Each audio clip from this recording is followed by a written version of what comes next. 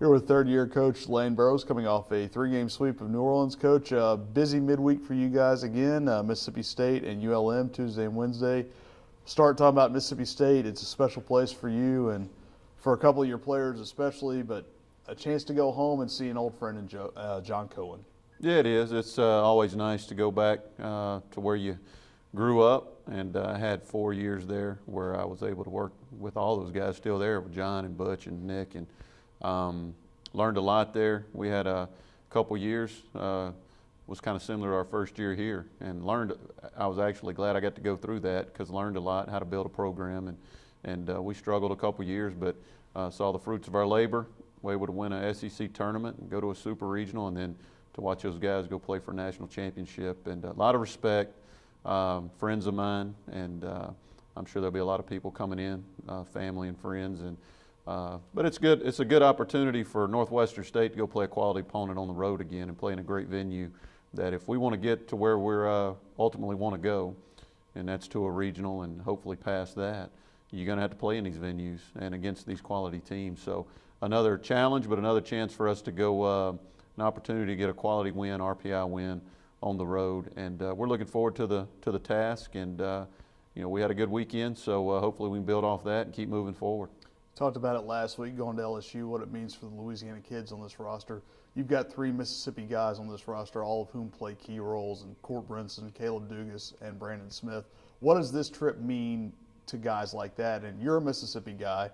It's a little different growing up with 2 SEC teams, but there's probably some state lean on some of these guys, correct? Absolutely. They got friends there and family, and it'll be good for them. I think it's the first time since those guys have been here that we went and played a Mississippi team. So to go back on the Mississippi soil and be able to play in front of family and friends, I know it's important. I grew up in Mississippi. I wanted to play at Mississippi State, just like a lot of our guys grew up here and wanted to play at LSU. I get that. I'm not naive to that, so I understand it. And, I know they're looking forward to it, and it'll be just like our guys in Louisiana having a chance to play at Alex Box. And it's important, and I have no problem with that at all, having grown up there.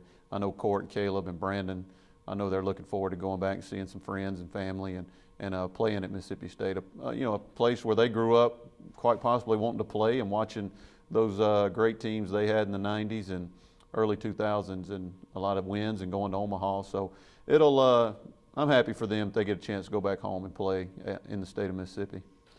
And when you come back, you get ULM on the backside of this road trip. This is a team you've already faced, but just looking at the numbers, it looks like a different team than we saw here 6 weeks ago. Yeah, everybody's battle testing their league now. You're on the downward slide. I know everybody's at the halfway point or further in their league, and it's always a good challenge. We play UL Monroe. Bruce is doing a great job, and Tidwell had an outstanding performance against them here, and that was his pitcher of the week performance, and that was our first game without Brett Underwood. That was the night we got the news that he was probably going to be gone for the year, so there was a lot of emotion going on that night, and our guys came out and played great, and I was very proud of them.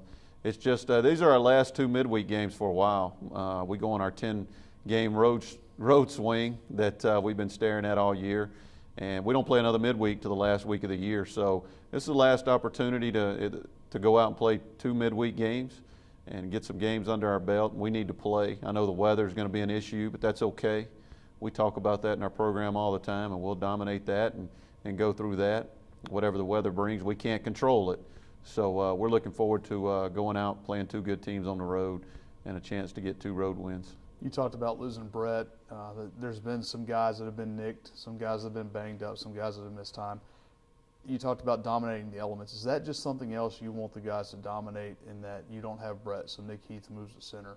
You put Miller Parker in right field. He's on the shelf for a couple of games. Kay Jones steps. Is it just simply a next man up philosophy for this team? It has to be. I think it's that way, and what a life lesson for our guys. Every day is not going to be you want to get out of bed and everything's going your way. There's going to be times in life life's going to punch you right in the face, and you got to overcome it. And right now, we don't talk about it a lot. We don't talk about the injuries. We're banged up. There's other teams that are banged up. We're not the only. It's that time of year. So it's next man up, and Kay Jones has been doing a good job, or whoever we run out there has been doing a great job. That's who we got. And this ain't pro ball where you can make trades and go down to the farm and bring some guys up. So it's we're not the only ones in that boat, but we definitely missing those guys. They're pulling for us, and I'm very proud of our guys, especially our young guys that have stepped up, stepped in the lineup, and we really hadn't missed a beat. Again, it's not always pretty. We talk about that a lot. We just kind of grind out games, grind out innings, and grind out wins, and really don't care what it looks like and how it happens.